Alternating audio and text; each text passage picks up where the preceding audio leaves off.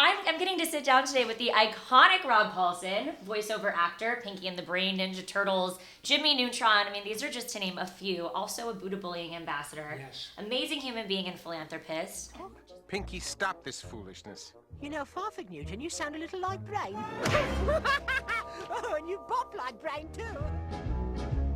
United States, Canada, Mexico, Panama, Haiti, Jamaica, Peru, Republic Dominican, Cuba, Caribbean, Greenland, El Salvador, too, Puerto Rico, Colombia, Venezuela, Honduras, Guyana, and still. Just thank you so much for sitting down with me. Well, thank you very much for lowering your standards to accommodate No. a Ninja Turtle and an Animaniac, and Pinky and Carl and all the other critters banging around in my... Can I just say, ladies and gentlemen, the best part about this is that this sweet young woman, all I have to do is say, hello, Cassie.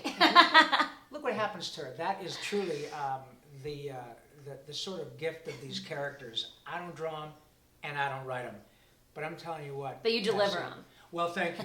You're an actor, and you know what, the acting is certainly integral, but the bottom line is the extent to which these characters bring profound amounts of joy to people. Absolutely. It's way bigger than a paycheck, way bigger than an action figure, a rating point. It's just a really lovely way to move through life. So thank you for having me. Of It's course. a privilege to And be it's here. to piggyback off that. That was one of my questions for you. I wasn't going to even ask it first, but here we are. And it was. I love the fact that when we are on the phone, you know, when we've been on Zoom calls or, you know, phone calls, that you do these awesome voices that bring so much joy to us as a board. And obviously, you know, I know the joy that you bring into other people's lives. You were just expressing. I wanted to ask about that. Just, you know, if there are any specific scenarios that you remember that really was life altering for a fan, because I've had those moments and they are so gratifying, and it does mean way more than any paycheck could ever, you know, it brings you more joy than any paycheck could ever bring you. Just Exactly. being able to share your gifts. Exactly. The fact is, and it's not meant to be trite or elusive, I have had more opportunities and more experiences like that than I can count, especially with the advent of conventions. You know, Right. We've been trying to get through COVID Con for the last year, but Comic-Con, New York Comic-Con, they're all over the place. And these pop culture events are not small potatoes, a couple 100,000 people. But I'm telling you what, the number of times, and I mean over and over and over again, where people, grown-ups will say, Mr. Paulsen, I'm here with, you know, all my family, these are my 2 kids, but I need to tell you about Ninja Turtles. And through tears, a gentleman, maybe 40, 45, will say, I was in the foster system from the time I was 6 months old until I was 18. And I probably went to 6 homes during that period. And it was heartbreaking every time I left. But as long as there was a television, and exactly, and now I'm fine. I've never met my birth parents. I probably never will. But my 2 kids and my wife are here, and we're all in our Ninja Turtle t-shirts. And when I'm tearful about it, they understand why. Right. They don't want anything signed. I don't care if they, it doesn't matter. It's about this pure expression of joy and kindness and often courage. I mean, I can't even imagine what an 8-year-old, what it must be like to say, okay, you've become accustomed to this home, but it's time to move on to another one. I can't even imagine No, that. me neither. And Ninja Turtles gets them through it. So we hear that over and over and over again. And I gotta say, once people find out who I am and what I do, if I say, are you gonna finish that croissant? People do that. It's the just, crazy. you can't help I it. know, Because it's such an immediate switch that Isn't it's like, something? it can't help but to just make you laugh and bring you joy. It is astonishing. It's And crazy. I had the great privilege of working with Mel Blanc twice, many, many years ago. And I remember the first time I worked with him on Smurfs, I think, at Hanna-Barbera, I thought, oh my God, Mel Blanc is here. He was probably 80 at the time. And I sat next to him, mustered up the courage, and said, Mr. Blanc, like everyone with a pulse, I'm a fan. If it's not too much, and before I got it out of my mouth, took off his glasses, a sweet old man said, yeah, what's up, Doc? And it blew my mind. So your point about how you get these experiences now it's my turn. And I'm telling you, kiddo, I can't get enough of it, because the instantaneous reaction is just joy, often tears, and they'll say, man, I don't know why I'm tearing up. And I said, I do. I know exactly why you're tearing up, because it connects with you at a deep level at a time in your life when anything was possible. Everything was perfect. Or if it wasn't perfect, this was Got the you perfect through. part of it. Yes. Yeah. So I am a lottery winner, to be sure, and I'm Oh. very grateful. That's so incredible. People use your gifts. Yes. Honestly, do. you don't realize, I mean, I think we undervalue how much that really does mean to people.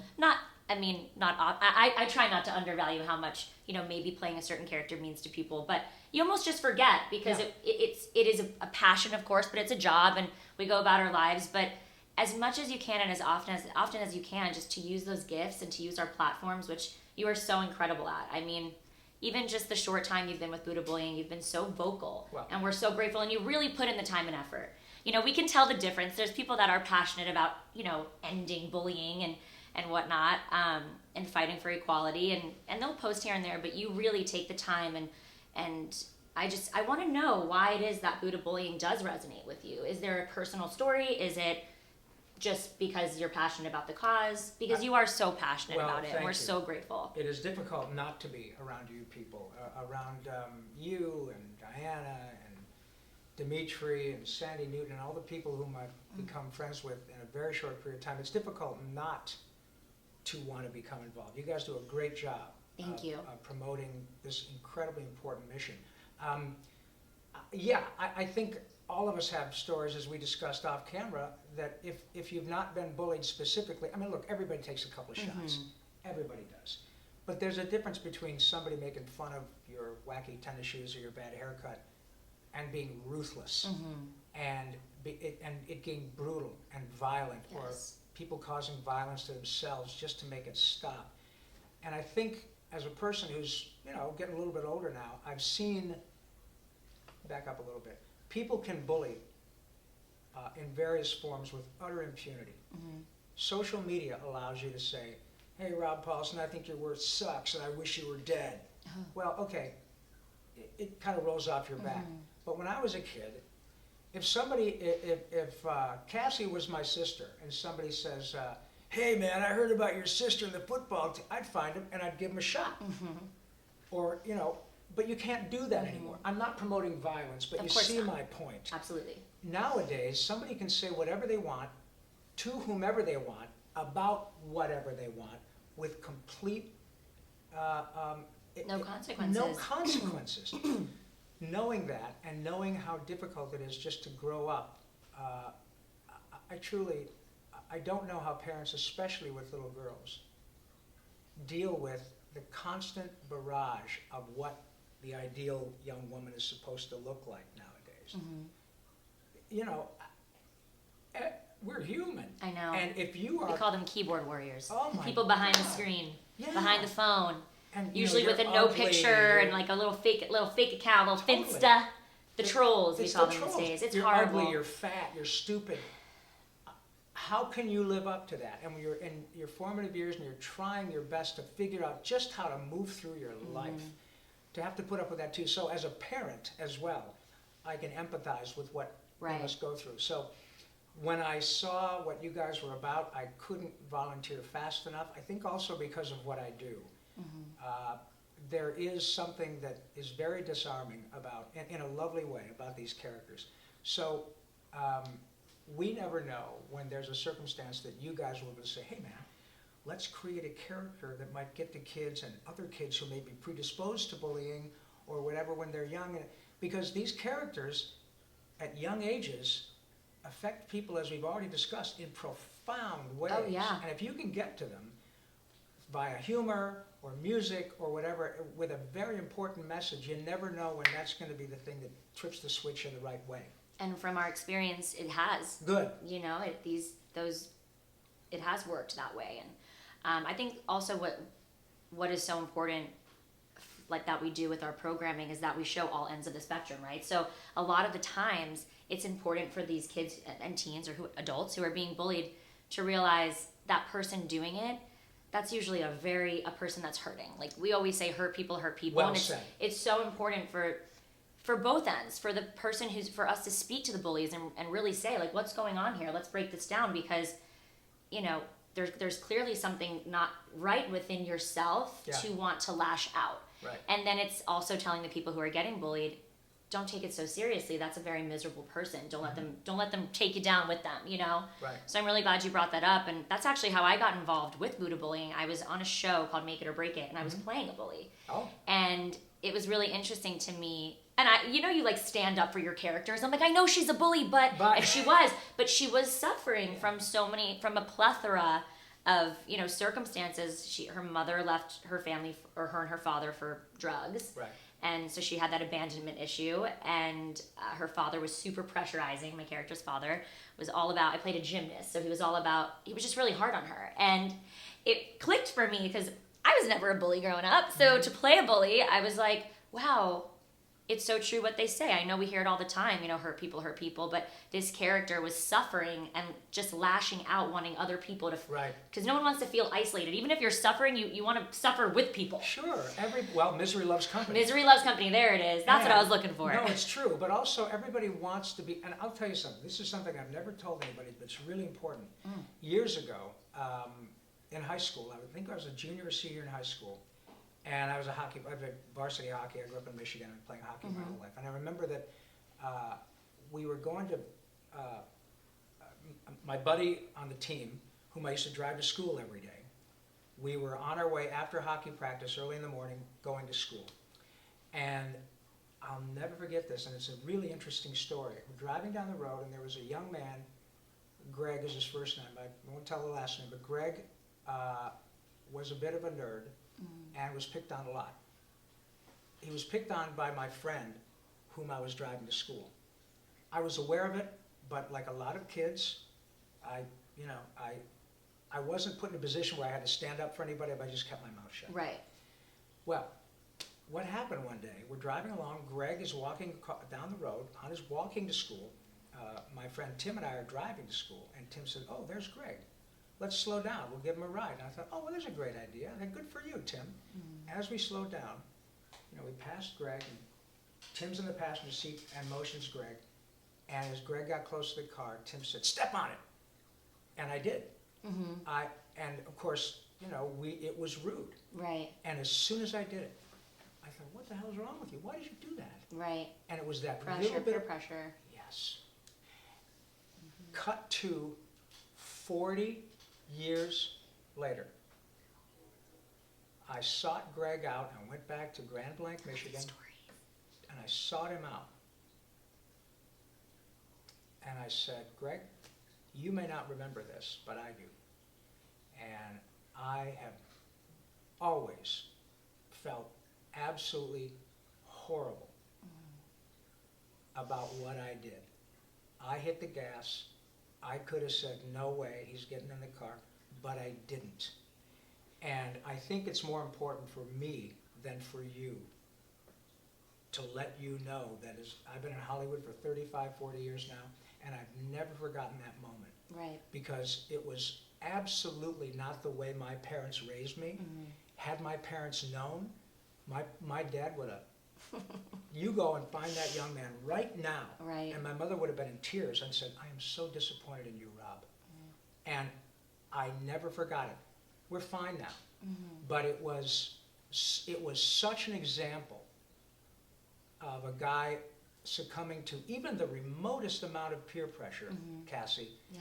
And I was disgusted with myself from that one incident. Now, as a result of that incident, I was hypersensitive from then on. Right. But it was so important for me to seek this man out before he died. Right. And say, there was a lesson in it, but you were like, I need to make amends here. Yes. And it's never too late to do that. It never is. And it's it so was important, so important to me. For both people. I mean, sometimes it's the person who did the bullying that maybe it's more important that they seek out that forgiveness. It sticks with you. It really does. I feel the same way when, like, can't remember anything specific right now, but if even I feel like I acted out towards a friend, like I can't, even if it's the small thing that they might have forgotten, I'm like, I need to make peace with this. I can't live another 2 hours without calling them and telling them I'm sorry.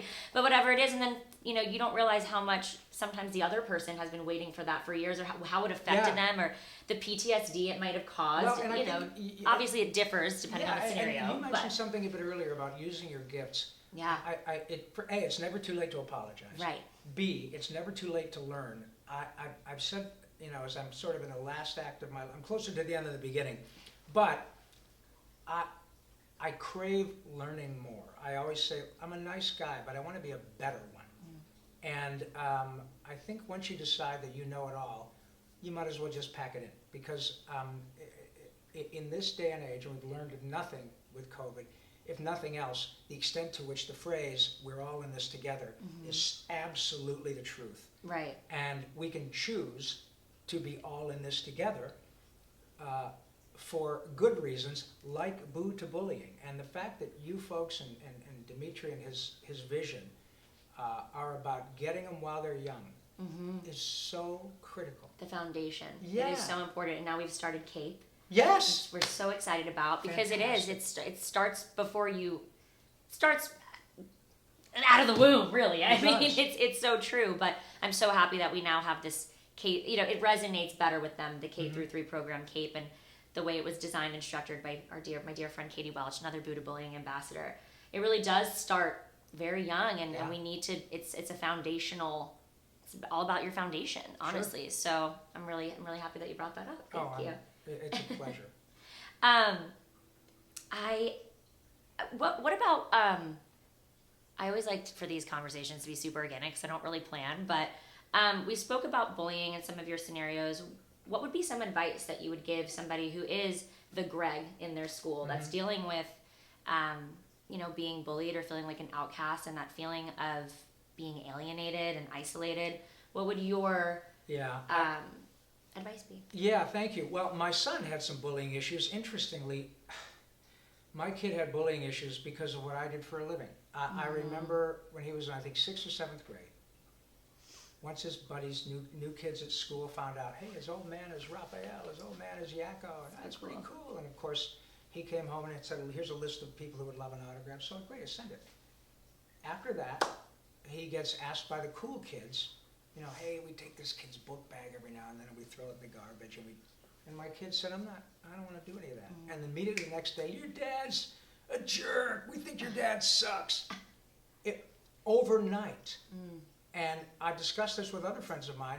In my case, the characters are famous. I'm not. But once, there are people who get bent out of shape because of what your parents do. Right. So absolutely. In my case, rather in my son's case, what my son did was befriend the young man who was the object of the bullying. Right. From what I gather, and I understand that kids who are being bullied often feel reticent to reach out to anybody. Right. For obvious reasons. They don't want they don't want to be Lucy and Linus. They don't want the rug pulled out from under them in a metaphorical way that's heartbreaking. Yeah. So to me, if you're one of the cool kids, or not even the cool kids, if you're a person who understands empathy, or has that little feeling that's indescribable when you're a kid, where you go, why does this make me feel weird? Right. How come when I say no, or whatever, why does that feel a little uncomfortable? It feels uncomfortable because it's wrong. Right. And as I said about my experience as a 17-year-old, I knew that my mother would have been in tears and disappointed in me. And there is nothing in this world that was more difficult for me to deal with than disappointing my mother. And that's good parenting, right? That's just good parenting. So I think what I would say, what I tell people, because I've never been the object of constant, relentless, horrible bullying. I never have. But I have had the experience where I misbehaved. And that little strange, difficult to pinpoint feeling in your stomach, I know I shouldn't be doing this. That old axiom that character is how you behave when no one knows. That compass, like, right. This is wrong. How you behave, right. Nobody knows. Right. And whether it's stealing candy, or it's saying, I should have picked that young man up. Why does that make me feel so bad? It feels bad because it's wrong. Right. And listen to that. And I believe the best way to help bullying is to put a little bit of skin in the game. Yeah. Go up to the young man or woman who's being bullied and say, I think I would like to invite you to this, or I want to be your friend. I realize it's being very simplistic, and I'm an actor, I'm not a psychologist. But when you have some skin in the game, when you're willing to put yourself out there, Absolutely. it Despite what anyone else thinks, because yes, it doesn't matter. it creates empathy, it creates courage, it allows you to literally walk a mile in someone else's shoes. And I'm here to tell you that the older you get, if it turns out that courage, empathy, kindness, strength, like love, come from the most unexpected places. Yeah. And if you can cultivate that when you're a youngster, you'll find that people often look at you, or look to you, as being a leader, as say, what do you, you seem to really handle this stuff well. What should we do? And that's what you guys have here in Boo2Bullying. People are going to be looking for you, looking to you rather, for examples on how to help children move through their lives. Yeah. So that would be my advice from people who may be predisposed to going along with the crowd. Right. When you feel it's wrong, it is, and try to jump on it. And I think their fear is, well, then what if I turn into the outcast and Yes. I'm bullied? And you know what the answer is? Who cares? Who cares? Because at the end of the day, no one can make you feel inferior without your consent. Right. And obviously that's easier said than done, but it always feels better doing the right thing Always. than following the crowd. Always. And it's scary as hell. It's not easy to do that. But it is so worth it and so gratifying when you do. I had a scenario like that happen in middle school where I stood up for a young girl in my class, and I remember it being scary at the time, because then in my head I'm like, oh no, am I going to be alienated now? But either way, I couldn't live with myself Good for allowing you. her to continuously feel alienated. So I was like, Right. well, if I am, then I guess we'll just be in it together, and Sure. I'm going to stick it out and be her friend. And no, I think most of the time when you step into that role of being a leader and you do it wholeheartedly, it's a very fearless thing to do, and people sense that, and they actually don't really go against you. They're like, oh, whoa, okay. That was, okay, yeah, no, you're right. Or they feel embarrassed for their actions, and hopefully they learn, as well, and it becomes a domino effect. But Well, and that also speaks very highly to Mr. and Mrs. Servo. That really does. Thank you. it They're really, great. My parents are gone now, but I promise you, there are, I don't know, a couple times a month when I think, am I still behaving the way in which my parents would approve? And as I get older, I always think, man, am I glad.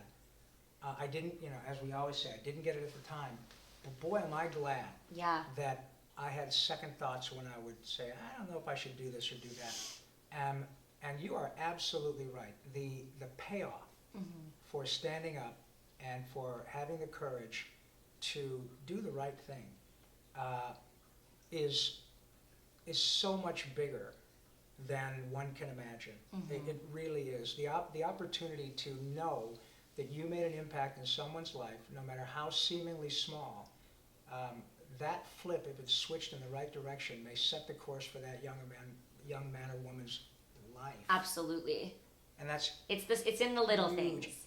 If we think back to 100%. any time I talk to anybody and we talk about bullying experiences, every time, whoever I'm talking to, like if they were bullied, they remember the full something. name, Julian Anderson, or sorry if there's a Julian Anderson there, I just made that up, but no, nothing against David Julian Duchovny, Anderson. he did it too. Yeah.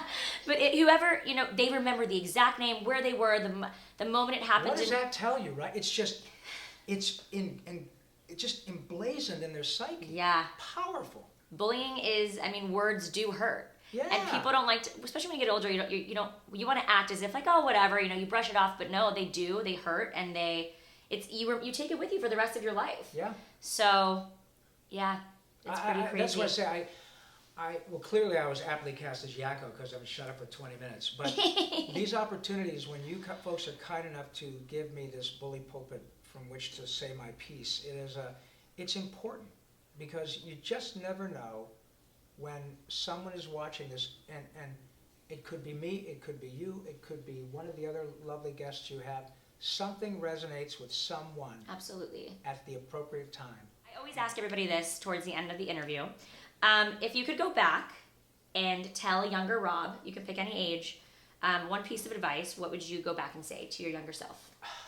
This is probably something that a lot of older folks would say, but I would say learn to live in the moment earlier than you have. And by that I mean, I don't know if you remember our friend Ram Dass, who's moved on to that, other plane in the sky, but he wrote a book called Be Here Now.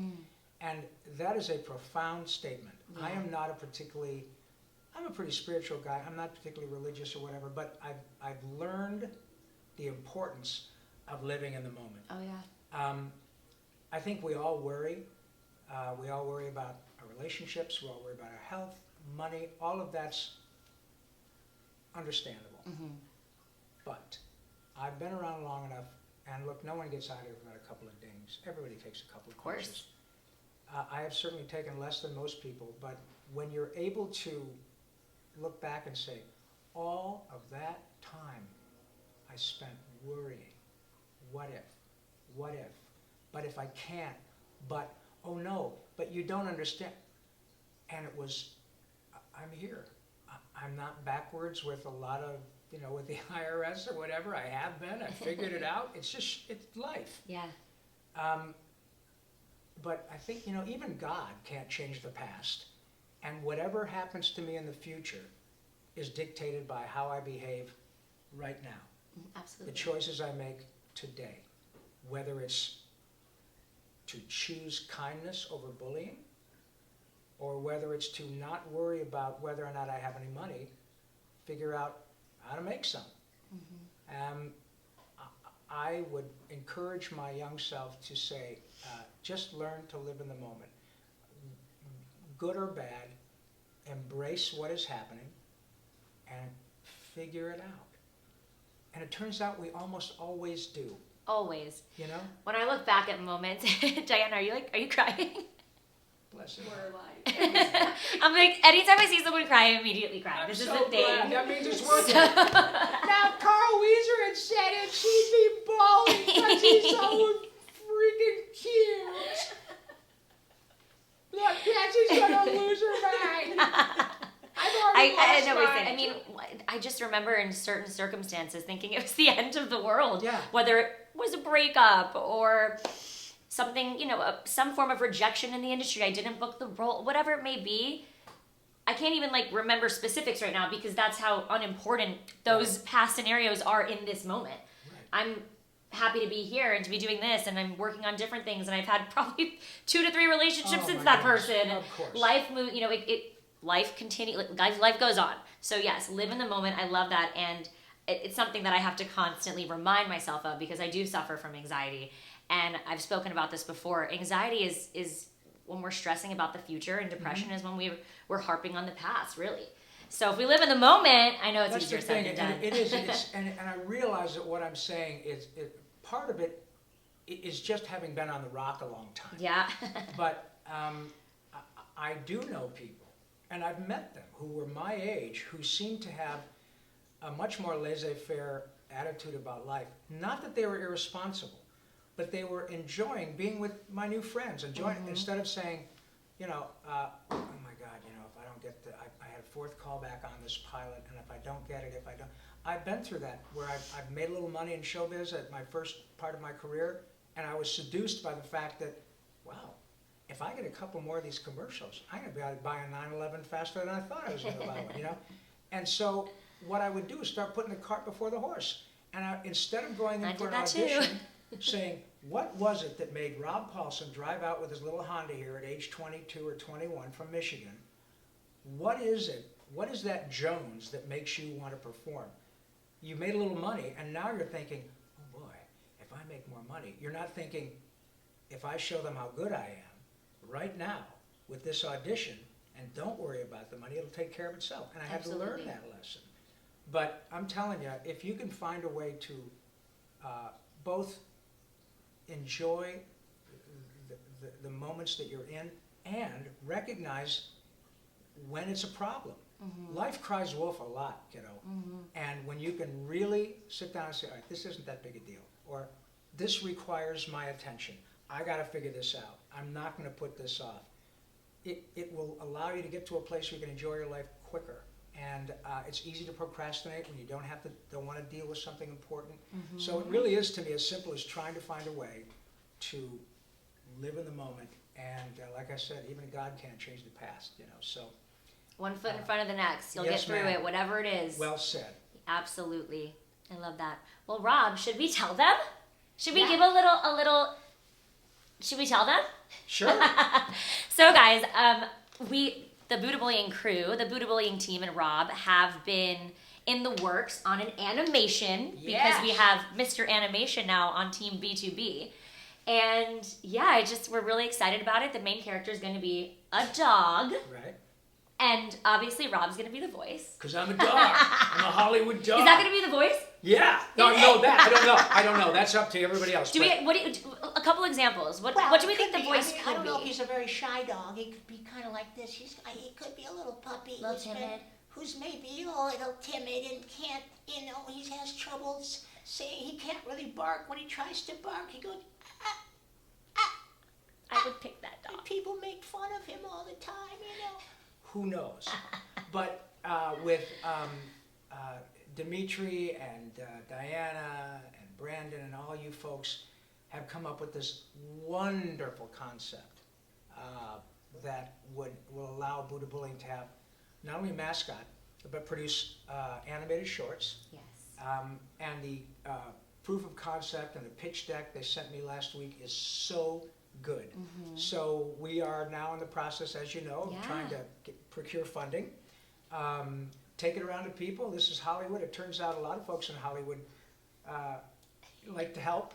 And I could not be more excited than I am to be able to be part of this. This is Thank you. this is We're one of so those excited things- to have you a part no, of it. It's so great. I just, as I said, I feel like it's a real privilege to be in this position, and I'm thrilled to death to be able to help. And so please pay attention to what these fine folks are doing, and keep an eye and an ear out for the Boo2Bullying animated stuff. It's gonna be great.